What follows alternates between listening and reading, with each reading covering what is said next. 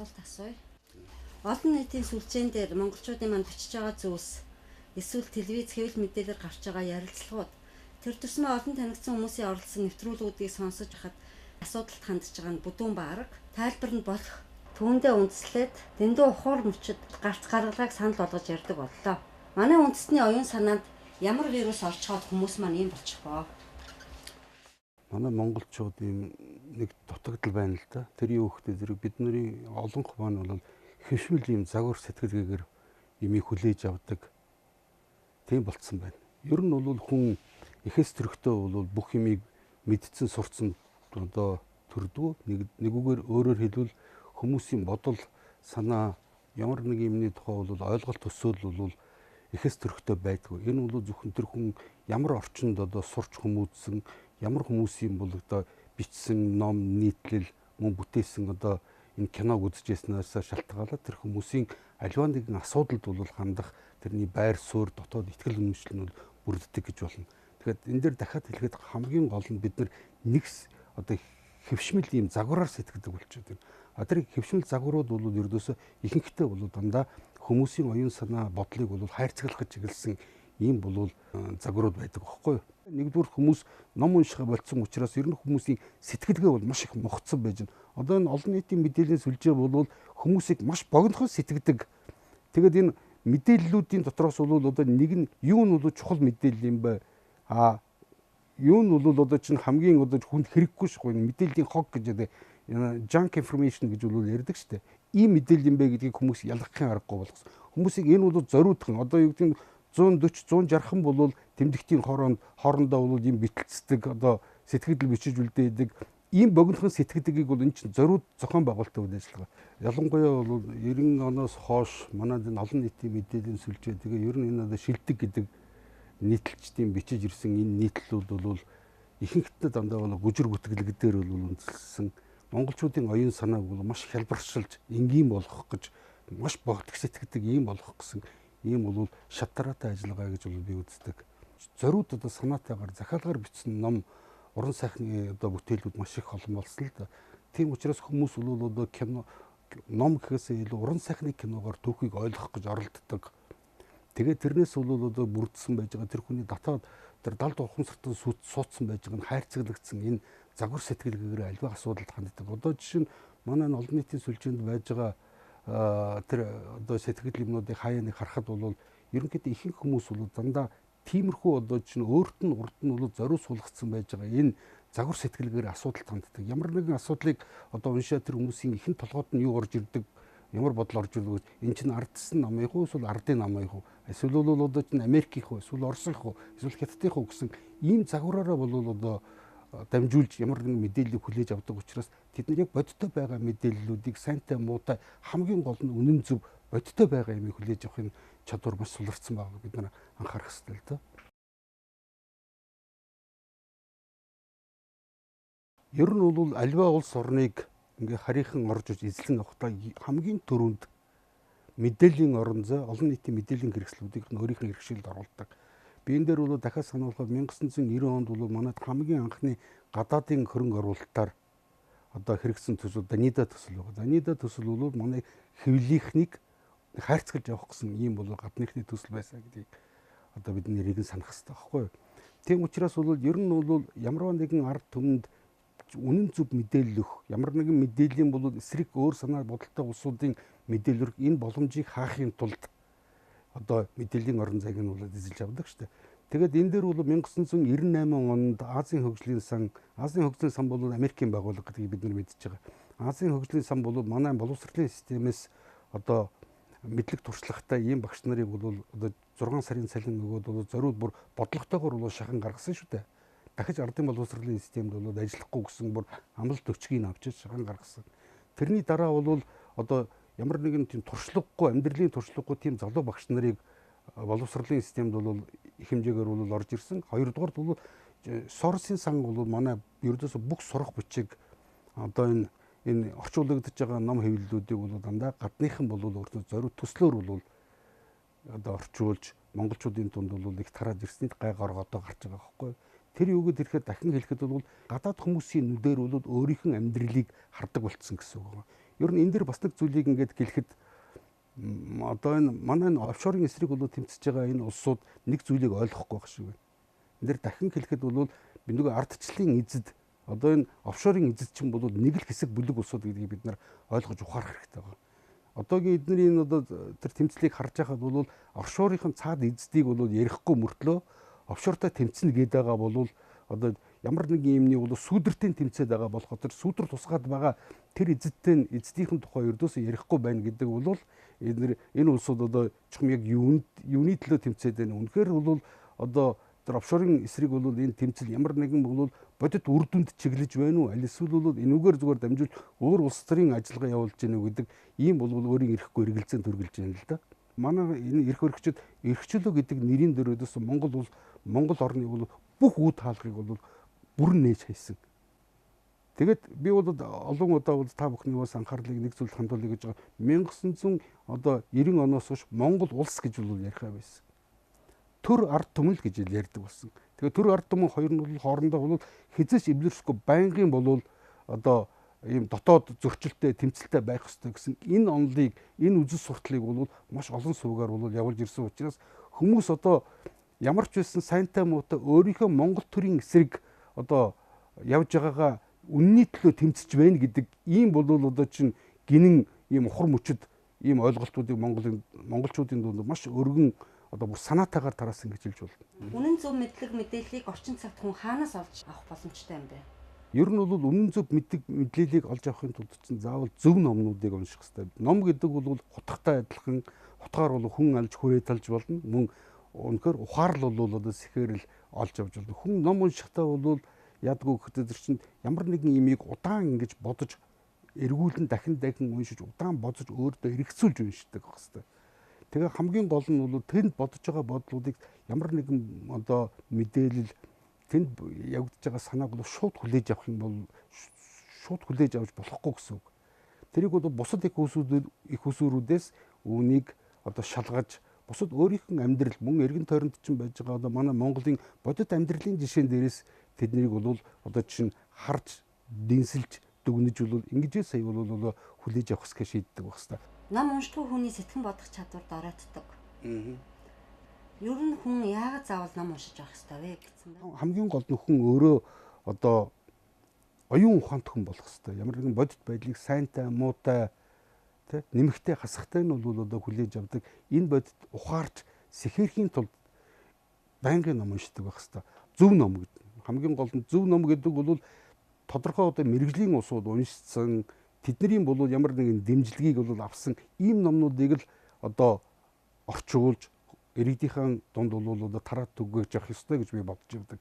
Яагаад гэвэл ямар нэгэн бол ийм үндэсний одоо мэдээллийн аюулгүй байдлын ийм одоо хаалт хамгаалалт байхгүй учраас гадныхан бол элдв янзын одоо бодол санаа оруулж ирж манай залуучуудыг үндсэндээ залуучуудын одоо бодол санааг ингэж гадныхан зориудаар анхаарад мөнгө хаяад хүч хаяад ингээд байна гэдэг бол Монгол орны ирээдүйг тэд нар өөрийн болгох гэсэн ийм далдын алсын одоо олон жилийн бол хугацаатай ийм бол төсөл гэж бол ойлгож болно тэрийг. Ер нь бол ном уншина гэдэг бол хамгийн гол нь би түрүү хэллээ. Зөв номоо бол сонгож авах хэрэгтэй. Зөв ном гэдэг бол мэрэгжлийн курсуудын хүрээнд бол хүлээн зөвшөөрөгдсөн тийм номнуудыг бол бид нар одоо шилж сонгож уншдаг байх хэрэгтэй нэгдүгээрт.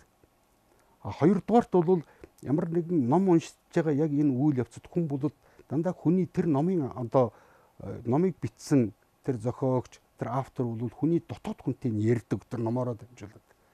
Тийм учраас бол тэр хүн өөрийнхөө бол одоо дотоод итгэл үнэмшил өөрийнхөө урд нь олж авсан амьдралын туршлага мөн бол тэр хүний одоо үнэхээр одоо хүндлэлж явдаг хүмүүсийн дунд нэр хүндтэй болсон энэ улсуудын бол одоо бодол санааг хамгийн гол нь өөрийнх нь бодит амьдрал дээр бол жишг тэр бодлыг хүлээж авдаг байх хэвээр. Тийм учраас ер нь бол хүмүүс юм байгаа шүү дээ. Хүний дотоод ухамсарыг бол хүн тэр болгон өөрөө одоо хянаж чаддгүй. Тийм учраас чинь хамгийн гол нь хүний зүгээр наадлын бол одоо бодол санаанд гэхээс нь илүү тэр дотоод ухамсар руу одоо чиглэсэн үйл ажиллагааг бол маш хүчтэй явуулж ирснийг бол бид нар ойлгох хэрэгтэй. Тийм учраас ер нь одоогийн улсуудын энэ бодол сэтгэлгээг хэрвээ энэ загвараас гарахгүй юм бол Монгол улсын одоо ер нь үндэсний чөлөөллийн тэмцэл бол ямар ч утга учиргүй болчихж байгаа. Яг бол хүмүүсийн маань ихэнх бодит байдлыг хүлээж авч ойлгож ухамсарч сэр цэрээгүй байхад бидний энэ тэмцэл бол ямар ч үр дүнд хүрэх тийм нөхцөл байхгүй гэдгийг бид нар хатуу ойлгох хэрэгтэй. Зөв ном сонгож унших. Манайхан энэ номыг уншаарай гэд хэн хэлсэн хамаагүй те сурталчилсан номыг авч уншаад байгаа байхгүй залуучууд. Тэгэхэд тэр номыг зөвийг сонгохын тулд тэр хүнд бас тодорхой хэмжээний суурь боловсрол мэдлэг нь хэрэгтэй. Бага гэхэд хүний ёс суртахууны хэм хэмжээ хэрэгтэй. Би танд юу хэлсэн гэхээр Айн Рэндийн нэг ном манай гэрт ороод ирэхгүй юу. Тэгэл уншаад гисэн чинь явдаггүй. Энэ бол ийм л нэг л муухай санагдаад тэгээ Айн Рэндгээ судлаад уншсан чинь таны болор инфо сайт руу анх удаа орж исэн ямар юу вэ. Тэгээд тэр номыг яг уншаад дуусгасан л да.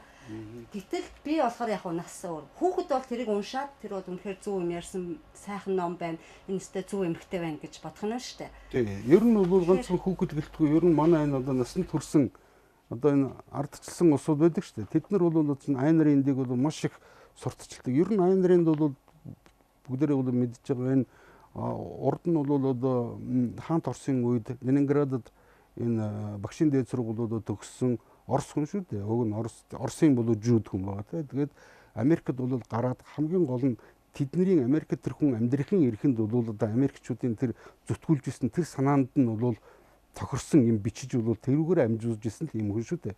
Тэгээс Айн Рэндийн одоо тэр бичсэн хамгийн гол нь тэр өөртөө амжихан бай, бэртгчин бай. Улс оронд чинь улс үндэстэнд юу болж байгааг нь хамаагүй гагцгүй чи өөрийнхөө бол одоо ашиг хонжоо бусад бол зугаацсан гэл өөрийнхөө бол байдлаар амьдр гэдэг бол маш хортой санаа байхгүй уг нь. Ягаад бол хүн бол ердөөсөн амьдралын утга учир гэж бол байдгийн бол улс үндэстэнд ч гэсэн оршин тогтнож байгаагийн утга учир гэж юм байх хэвээр. Тэр бол юу гэсэн үг вэ гэхдээ зэрэг чинь хүмүүс бол зөвхөн ганцаараа яваад Монгол ардын өгч байдаг шүү дээ. Ганц мод гал болдгоо, ганц хүн айл болдгоо гэж ярьдаг. Тийм учраас бидний ер нь энэ Евразийн ард түмнүүдийн хамтч сэтгэлгээ, хамтын хөдөлмөр, бие биендээ бол одоо чинь тусламжийн гараа сунгадаг энэ үзэл санааны эсрэг одоо чиглэсэн ийм бол суртал ухуулга шүү дээ. Энэ бол зориудын суртал ухуулга. Хэрвээ тэрийг бол үнэхээр амжин амьдралын туршлагатай шудраг хүмүүс одоо чинь тэр өөрийнхөө одоо бусад олж авсан мэдлэгтэй ингээд харьцуулаад дүгнээд үздэм бол тэр өрдөөсөө тэрний бичсэн бүх одоо санаанууд нь урд нь томьёолцсон байсан санаагаар зөвтгөх гэж л ярьсан юм байгаа болохоос биш өөрөө урд нь бол нэг одоо буруу тийм нэг хулих санааг бол өөрөө одоо хэлчихэд тэрийгээ бол тэрэндээ тохируулж факт баримтуудыг бол одоо говьсон гүтгсэн ийм юмнууд бол тэрний зохиолд аль толон байдаг. Тийм учраас энийг бол одоо чинь ялангуяа Монголын бол одоо энэ ардчлагчид неолибералчид энийг бол бүр тугаан болгож нэг хэсэг явсан шүү дээ. Тий. Энэ бол нэг төслийн. Тийм учраас бас нэг энэ дэр нэг зүйлийг нэмээд хэлэхэд ер нь бол олон улсын валютын сан, Дэлхийн банк энэ төр гэдэг чинь зөвхөн банкны байгууллага биш байхгүй юу? Эдгээр бол ердөөсөө тухайн төр улс оронд явуулж байгаа яг иймэрхүү бол харийн одоо чинь суртал ухуулга одоо энэ хөлсний бол одоо энэ суртал ухуулагч энэ нийтлэгчдийг бол зориуд мөнгөөр байнгын санхүүжүүлж байдаг. Тэрний үтний зориудын одоо орчуулсан энэ номнуудыг бол ивент итгэж санхүүжүүлж бүр заримдаа бол бүр үнгүү тарааж байдаг. Ер нь бол хүмүүс мэдэх хэрэгтэй байхгүй. Ер нь үнгүү тараана. Тэдний ямар нэгэн бол үйл ажиллагаа хийгээд эхэлнэ гэдэг бол тэд нар бол нэг нүүдэл биш хэд хэдэн задлын нүүдлийг харцсан юм хийгээд байгаа байхгүй юу олно. Тэр Айн Рэндийн ном эхлэхдээ нөгөө нутагтаа ирж байгаа хүний сэтгэл гэхэд харанхуу юу нэг тийм ном байсан. Энийг бүр үзэн ядсан хүн нутагтаа ирж байгаа хүн хэдсэн ш тэгэхгүй. Одоо Монгол хүний сэтгэлгээгээр бол тийм биш. Тэг яг тэгж бол битсэн. Ер нь бол тэгээд Айн Рэндийн чинь бол одоо чинь шарил дээр нь бүр ингээд чинь доллараар бүр цэцэг энтер хийж тавьсан шүү дээ. Америкчууд бол 1950-аад оны үеийн Америкчууд бол Америк одоо манайхны одоо энэ неолибералчдын бол одоо тунхаглаад байдаг энэ Айн Рэндийн нөгөө Атлантын нургуудын нэг энтергээд энэ номыг ердөөсөө хэн ч хүлээж аваагүй байхгүй. Яг гэвэл Америкийн яг тэр үеийн одоо шудраг эрдэмтэн зохиолч нар бол юу гэж үзэжсэн гэхээр энэ бол хүн төрөлхтний 2000 гаруй жилийн түүхийн энэ үнэт зүйлийг бол дэвсэх гэж оролцсон энэ ном байна.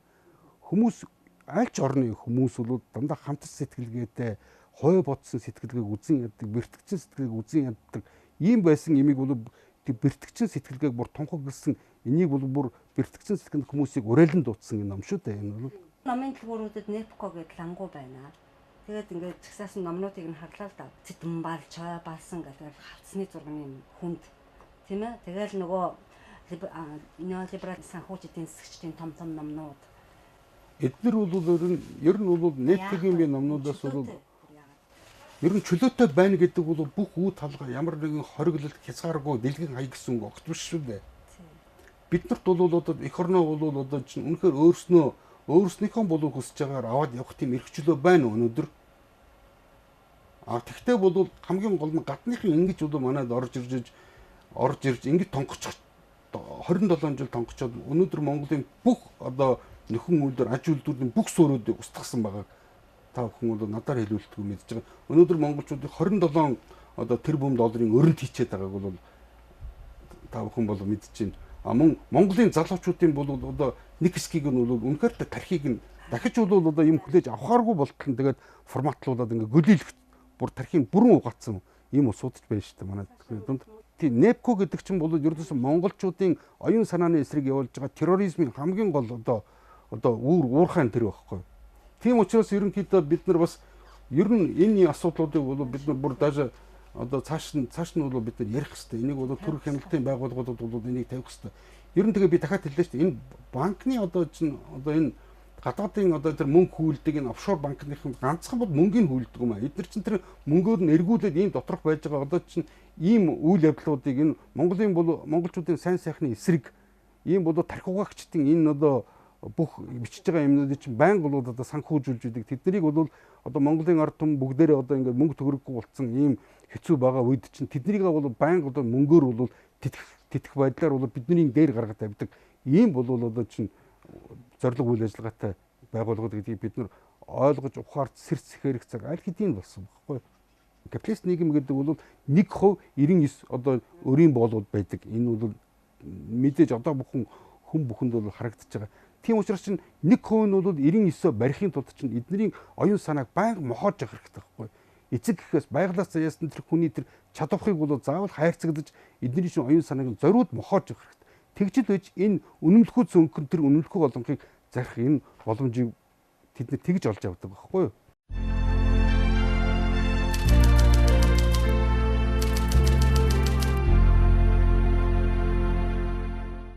Монголчууд үнэн зөв мэдээлэл олж авахын тулгарч байгаа бэрхшээлүүдийн нэг нь гадаад хэл мэдэхгүй байгаа явдал мөн үү?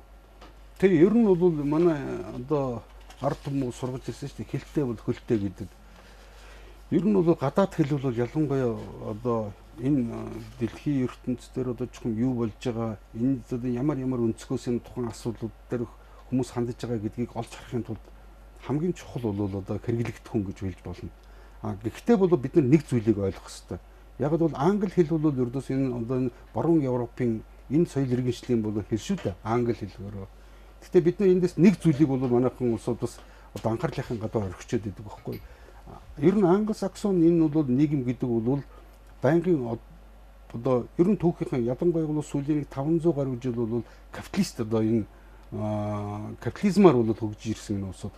Капиталист нийгэм гэдэг бол одоо бид нар 11 оны тэр Нью-Йоркт болсон бол одоо бослог гүмэнийг бол одоо санаж байгаа Occupy Wall Street гэж гарсан.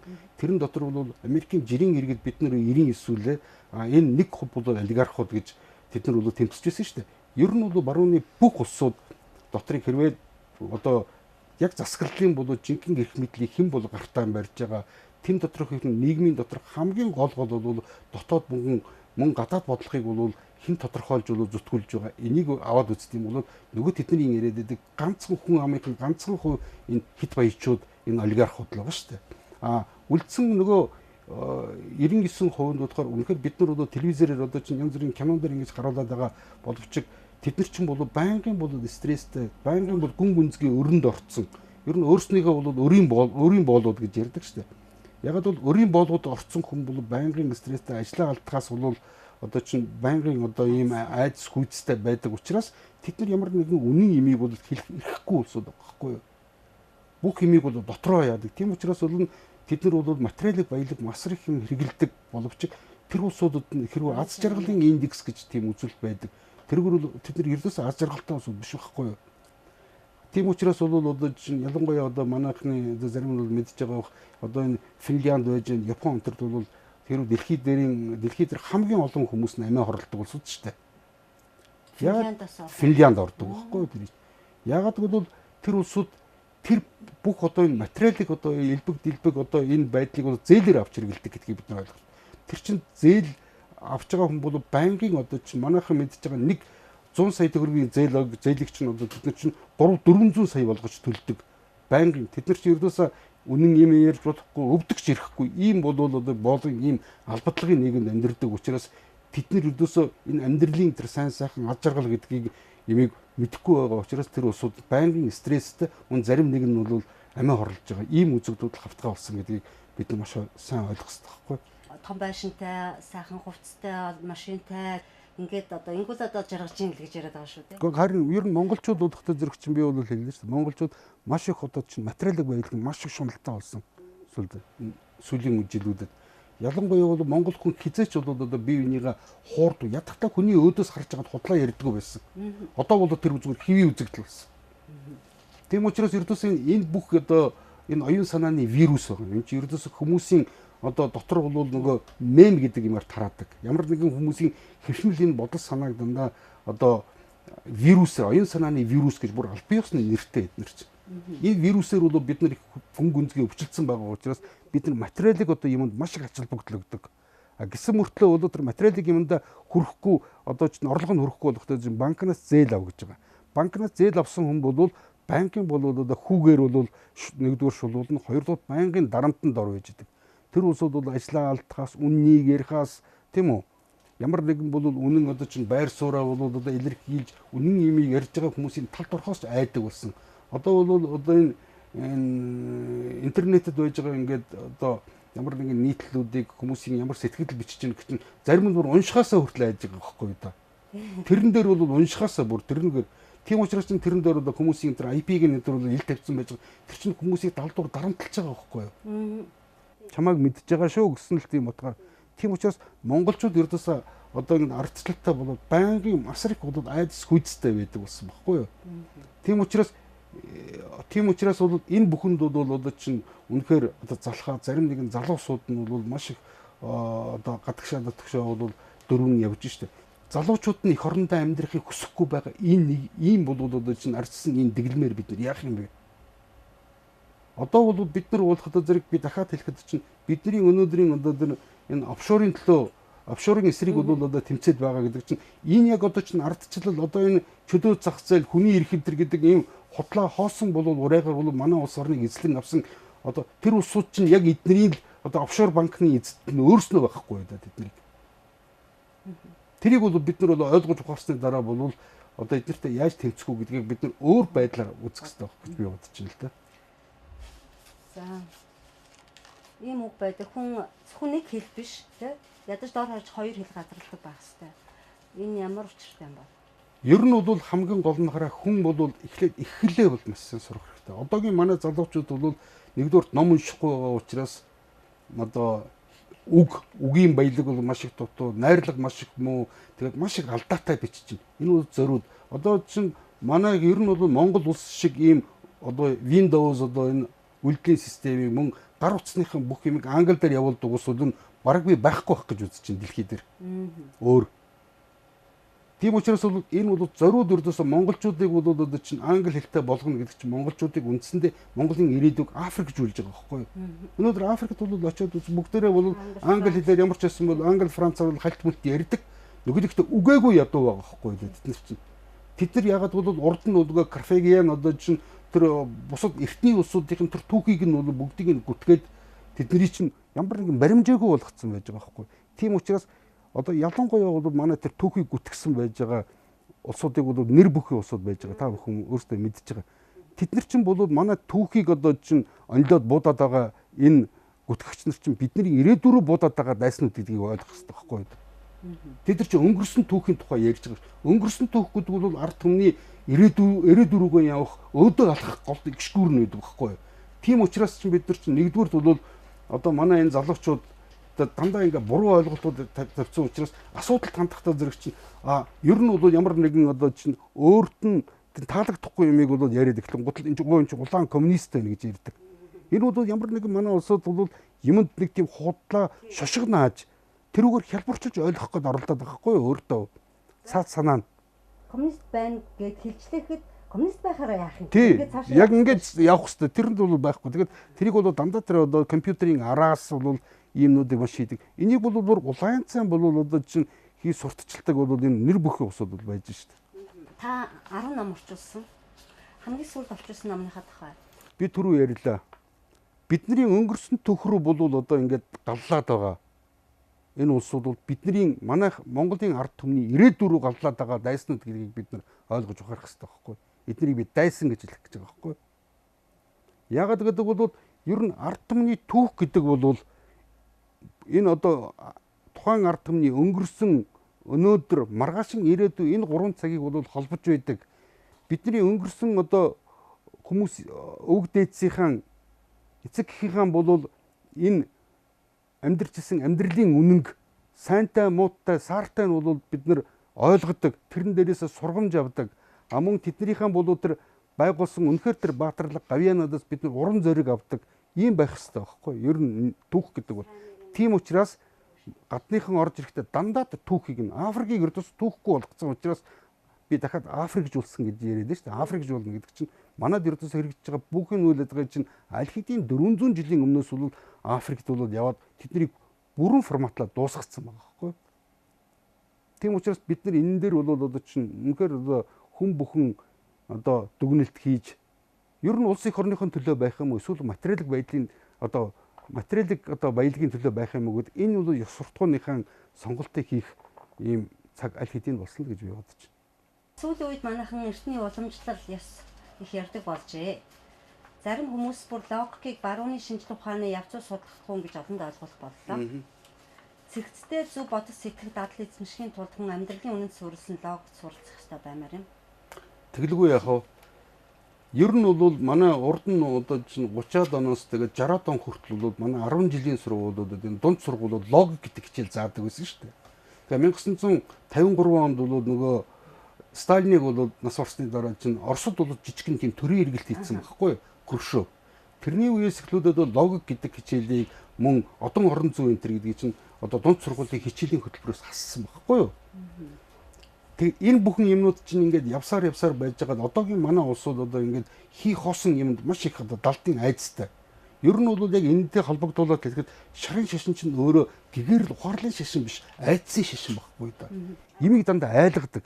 Одоо жишээ нь чи өөрийнх нь төрсэн эцгийн бол одоо юу гэдэг нь тэр одоо нас барсан газар дээр тэдэн жил очиж болохгүй энэ гэдэг чинь чи нэг юм хэлээд байгаад болохгүй гэдэг чинь очдгийн болоо чи одоо чинь ингэн тэгнэ.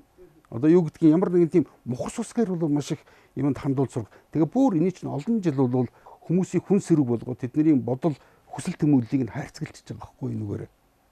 Энэ бол маш их ноцтой юм байна. Ер нь энэгээр бол одоо дамжуулаад ярихад бол монголчуудын оюун санааны тусгаар тогтол бүрэн алдагдсан байна гэж бол хэлж болно.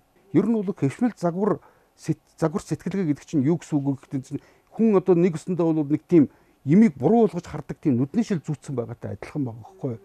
Тэгээд тэр хүний бол одоо тэр нүдэнд нь болохтой зэрэг ийм үзэл суртлын ийм бол одоо чинь ийм буруу имийг буруу болгож хардаг ийм шил зүүчгтэй зэрэг чинь хүн хаашаач гарсан амьдралыг бол дандаа яг тэр өнцгөрөө хардаг байхгүй. Тэр чинь маш их одоо хортой ялангуяа би бол дахиад хэлэхэд энүүгээр дамжуулаад Монголын залуучуудын одоо боловсрол мэдээлэл энэ бүх юм руу харийнхан ингэж их одоо чинь хүн хүч мөнгө хаяж бол явж гин гэдэг чинь эцсийн бүлэгт бол өнөөдрийн одоо сурагч энэ манай оюутан залуус ер нь манай залуу үе бол маргаашийн Монголын ард түмний ирээдүй байхгүй да. Монголын ард түмэн. Тийм учраас чинь эднийг ингэж бол Африкжуулж гин гэдгийг бид нар усан ойлгож ухаарч энэний төлөө бол цаг алдалгүй бол бид нар хамтран тэмцэж эхлэх цаг болсон гэдгийг би дахин хэлэх байна да. Төсөөлөгддөг ингээд төвшнээр үнэхээр ингээд ийм ард түмнийг тавцсан гэвэл бүр тавцсантайгаа доошогоо бүр унчихсан хэмжээний санагдаад байгаа байхгүй. Зүгээр Оросын жишээлбэл оюутнуудын нэг жижигхэн нэвтрүүлгийг үзэхэд л одоо манай их хурлын гишүүд ярихгүй мэдэхгүй юм ярина мэднэ. 10 жилд одоо ингээд 35 хүүхэдтэй нэг анги байдаг вэ? Одоо нэг дунджаар аваад үзэхэд ер нь бол 10 жил чинь 1-ийн Б-гээс эхлүүлээд одоо чинь 10-ийн Б гэдэг 12-ийн Б гэдэг ингээд төгсгч тэрний улсуудын тэр 35 хүүхдүүд чинь яг нэг ижилхэн сурах хүчээр нэг ижил багш нараа заалгасан ирнэ 5хан л ер нь одоо хичээлдээ сайн тэр бүгдийг багш нарын бол заалгасан юмнуудыг ойлгосон байдаг шүү дээ. 30 нь ойлгодгүй байхгүй. Аливаа нэг юм яг юм байдаг байхгүй. Тийм учраас бол тэр олонхын одоо жишээ энэ ухар мөчөд одоо олонхын улсуудаар тэр засгийн эрхийг булааж авах энэ аргыг ардчлал гэдэг байгаа байхгүй яг үнэндээ бол манай их хурлын гишүүд бол голцоо одоо ингээд хөдөөнөөс ингээд мэдээлэлээс хол байж байгаа тэр бол ажил амьдралдаа үнэхээр бол нухлагдсан хөөрхий тэр улсуудын толгойг бол зүгээр хоосон амлалтуудаар хуураад гараад ирсэн.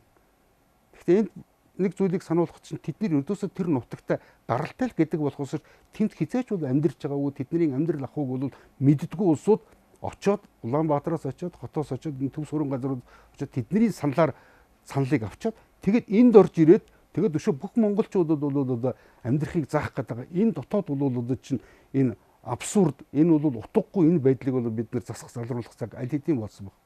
Тийм учраас ер нь бүх ард түмний одоо санал хураалт ардчил гэдэг бол анх сонсоход маш сайхан санаа. Энэ бол гэвч энэ бол абсурд байхгүй. Энэ бол боломжгүй.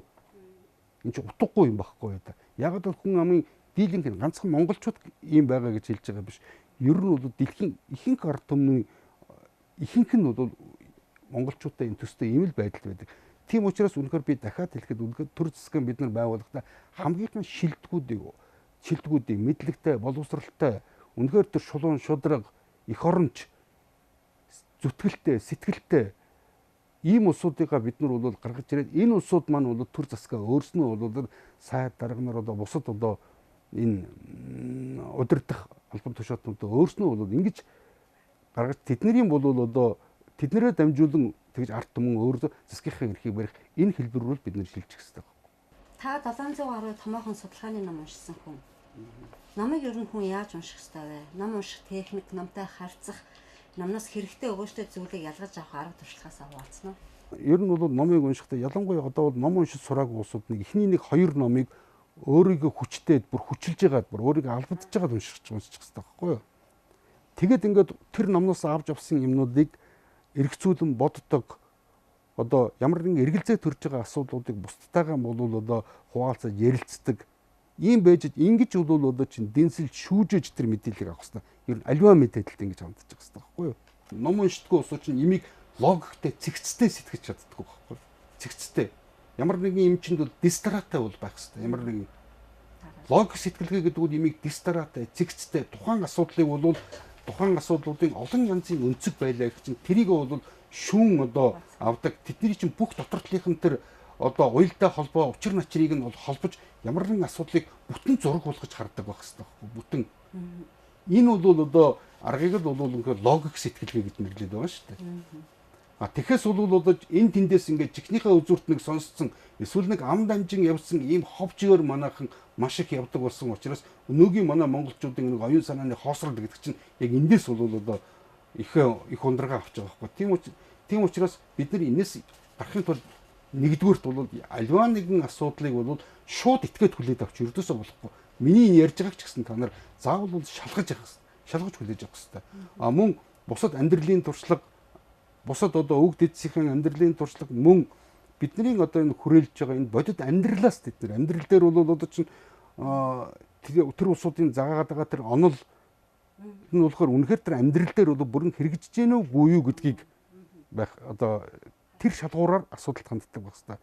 Энтэй бас нэг холбогдуулаад нэг юм хэлэхэд бол зах зээлийн эдийн засаг бол нэг эрэлт нийлүүлэлтээр үн тогтвордчихдаг гэж бол биднэрт номлодог шүү дээ. Тэр огт тийм биш байхгүй яа. Ягаад бол эрэлтэнд нь бол одоо чинь байнгын одоо энэ одоо маш том хүчтэй энэ одоо бизнес бол одоо бүлэглэлүүд юмний үнэнд нөлөөлж чадна гэдгийг бол та нар надаар хэлүүлдэггүй бол сайн ойлгож мэдэрч байгаа шүү дээ. Тийм учраас мөн бол хүмүүсийн одоо чинь гар дээрх байж байгаа мөнгө орлогоор нь бол дамжуулаад ямар нэг юм эрэлтийг бас удирдах чадах нь. Мөн тэд нар бол нийлүүлэлтийг нь зориудаар ямар нэг юмыг үнд оруулахын тулд тий одоо жишээ нэг ийм ойлголт байна л да. Одоо чинь органик хүнс бол одоо их үнэтэй гэдэг. Органик хүнс үнэтэй байх ямар ч болцоогүй. Ягаад гэвэл органик хүнс чинь нөгөө үнэтэй бордоо хэрэглээгүй. Элдв янзын боловсролт байгаагүй юм чинь тэр чинь хямд төсөр байх хэрэгтэй байхгүй да. Харин тэгтээ зэрэг чинь манайд бол яг эсрэгээр яваад органик гэхээр бол одоо үнэтэй бусад бол химийн одоо янз бүрийн бол одоо бодис холцсон тэгээд олон янзын дамжлагаар бол явагдсан хүнд бол хоол хүнс гэхээс илүү хор болох юмнууд нь харин хямдхан байх чинь харьцангуй тэднэрт. Энэ бол зориудын ажиллагаа л гэдгийг би дахин хэлэх байна. Юм уншдаггүй улсууд бол дандаа ингээд амаар ховж ивэр юмыг ярьдаг. Тэгээд ховж ивэр ингээд яриад нэг 3 4 хоног цаашлуу нэг 7 хоног яваад 8 дахь өдөр дээр нь юу ярьжсэн тухай ор тагс мартчихдаг. Тэр чинь ховж ив байхгүй тэр чинь зөвөр. Тийм учраас ер нь ямарваа нэгэн имийг бол ингээд судлахтаа бол тэдний хамгийн гол нь уншиж судлаж тэрэн дотор ойлгомжгүй юм хүмүүсээс одоо чинь асуудал авлаж тэрийг хүмүүстэй ярьж хэлцэж хүн бол зөв хүн одоо бодож сурах хэрэгтэй. Тэгж бол бодож сурна гэдэг бол хүн нөгөө жинхэнэ оюун ухаанд нөө Homo sapiens гэсэн чинь оюун ухаанд хүн болох хэрэгтэй байхгүй. Тийм учраас одоо манайхны энэ улсуудын чинь ингээ боловсролыг бол зориудаар би түрүү хэлсэн Соросын сан одоо энэ Дэлхийн банк, олон улсын валютын сан, Азийн хөгжлийн сан энэ төр зориудаар бид нарыг бол одоо чинь манай бүх юмыг эвдэж нураагаад тэгээд хамгийн гол нь бид нарыг мөнгөгүй болгочихж байгаа. Тэгээд мөнгө өх нэрийн дор ердөөсөө манай энэ мэдээлэл боловсролын бүх энэ тогтолцоог тэд нар эзлээд авсан байхгүй юу? Тийм учраас эдгээр бол одоо чинь манай одоо юу гэдэг нь бас нэг боловсролын одоо нэг байгууллагад ингээд хандахтаа танай тийм төсөл хэрэгжүүлмээр байна.